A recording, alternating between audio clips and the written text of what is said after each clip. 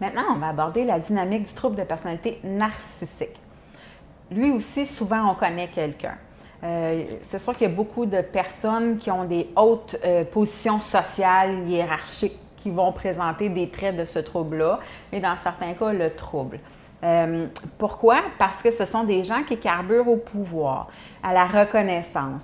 Ce sont aussi des gens qui vont chercher l'attention, mais non seulement pour se prouver qu'ils existent, mais surtout pour se valoriser, pour savoir qu'eux, ils sont ici et le petit peuple est ici. L'écart dans leur perception à eux, l'écart entre eux et les autres est généralement flagrant pour les gens qui côtoient ces gens-là.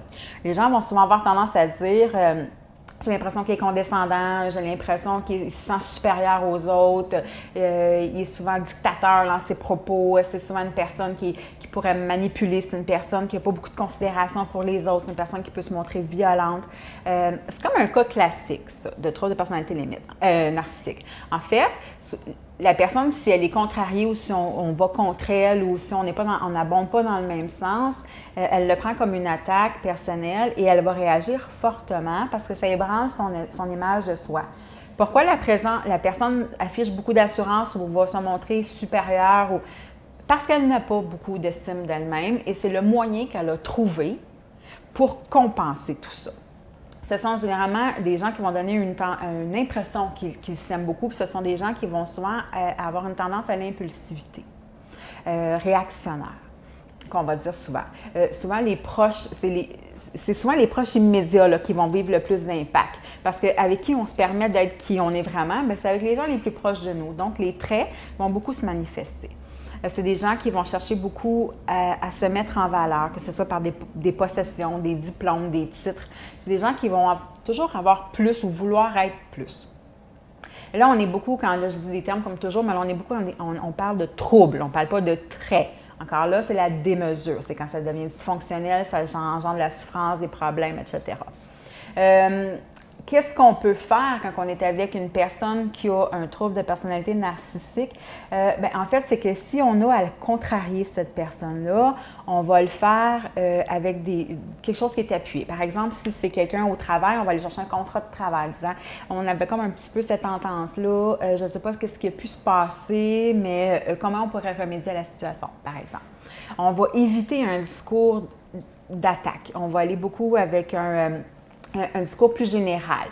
Si on a à dire, mettons, que la personne nous a blessés, on ne va pas nécessairement dire tu me fais de la peine. On va y aller plus avec la discussion qu'on a en ce moment, ça fait en sorte que moi, je me sens mal là-dedans. On va y aller plus comme ça.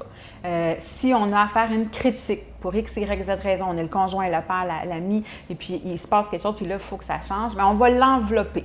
Généralement, on va dire je trouve ça. Je trouve extraordinaire d'être capable d'être autant prévoyant dans le budget, par exemple. Par contre, je trouve ça difficile que tu ne me laisses pas de place dans mes intérêts à moi. J'ai l'impression que mes intérêts sont un peu négligés, puis j'aimerais ça que ça soit pris en considération parce que je sais que toi, tu es une personne qui gère très bien notre budget mutuel. Donc, on a lancé, mais on a enveloppé. Soyez sans crainte, la personne, elle va très bien entendre votre critique parce qu'elle est très sensible à ça.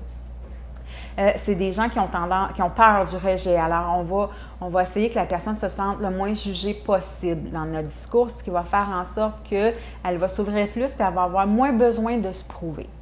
Dernière petite chose que je voudrais apporter, parce que comme on a dit précédemment, le trouble de personnalité narcissique, il y a une formation d'un mois là-dessus à l'Accolade. Alors, on explique les variantes. Il y a 3 types de personnalité narcissique. On explique les variantes, puis on va plus en profondeur dans les symptômes, le trouble versus le trait. Mais il y a aussi les personnes qui sont très, très, très bonasses, dans le sens où il y a comme le narcissique qui est plus difficile à composer avec, mais il y a comme la personnalité narcissique qui est comme très gentille, ultra gentille dans le fond. La différence entre un altruiste classique et quelqu'un qui a un trouble de personnalité narcissique qui va se manifester par la gentillesse, c'est dans l'intention derrière le geste. Alors, la personne qui est donc très avenante, très là pour les autres, très à l'écoute, très, très parfaite finalement, si elle le fait par pur altruisme, elle ne cherchera pas nécessairement la rétroaction. Elle n'aura pas besoin de dire « j'ai fait ça pour quelqu'un, j'ai été là pour lui, je lui ai donné ». Elle ne s'attendra pas à se faire dire des remerciements sans fin Elle va juste faire le geste tout simplement. C'est une autre nuance dans le trouble. Alors, on vous invite à nous contacter.